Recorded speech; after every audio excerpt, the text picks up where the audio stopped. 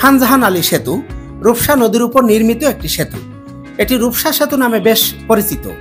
শিল্পনগরী খুলনা শহর থেকে প্রায় 5 কিলোমিটার দূরত্বে এর অবস্থান। এটিকে খুলনার প্রবেশদ্বারও বলা হয়ে থাকে। এই সেতুটির দৈর্ঘ্য প্রায় 1.60 কিলোমিটার। রাতে সেতুর উপর থেকে খুলনা শহরকে অপূর্ব সুন্দর মনে হয়। এই সেতুর বিশেষ বৈশিষ্ট্য হলো 2 প্রান্তে 2টি করে মোট 4টি সিঁড়ি রয়েছে, যার সাহায্যে মূল সেতুতে ওঠা যায়। প্রতিদিন প্রচুর দর্শনার্থী সেতুটি পরিদর্শন করতে আসেন।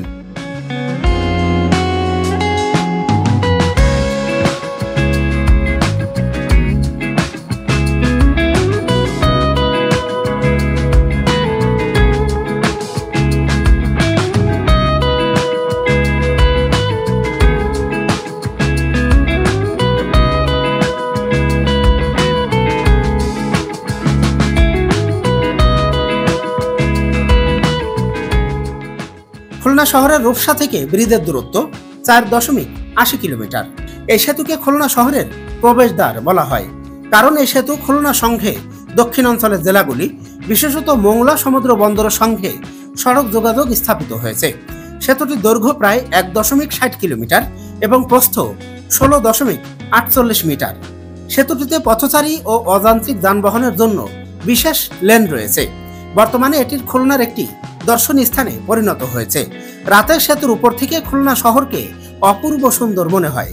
উৎসবের দিনগুলোতে এই সেতুতে তরুণ তরুণীরা ভিড় করেন এবং আনন্দ উৎসবে মেতে ওঠেন।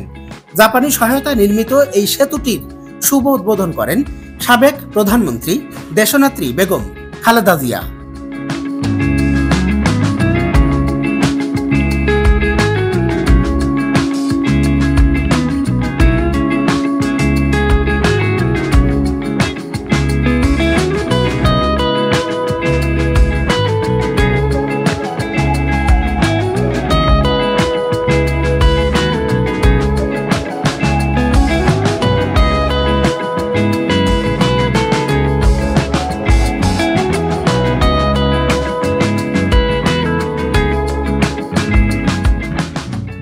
বাংলাদেশের দক্ষিণ পশ্চিম অঞ্চলের জেলা খুলনায় অবস্থিত একটি নদী রূপসা।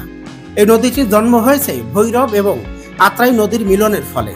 বাংলাদেশের অত্যন্ত জনপ্রিয় রূপসা নদীটি খুলনা শহরের পাশ দিয়ে বয়ে গিয়েছে এবং পশুর নদীর মাধ্যমে মোংলা চ্যানেলে বঙ্গোপসাগরে যুক্ত হয়েছে। একসময় রূপসা নদীটি ছিল খুবই ছোট একটি খনন করা খাল। রূপচাঁদ সাহার কাটা খালটি এখন বিশাল রূপসা নদী। 2005 সালের 1 মে সেতুটি সবার জন্য উন্মুক্ত করে দেওয়া হয়।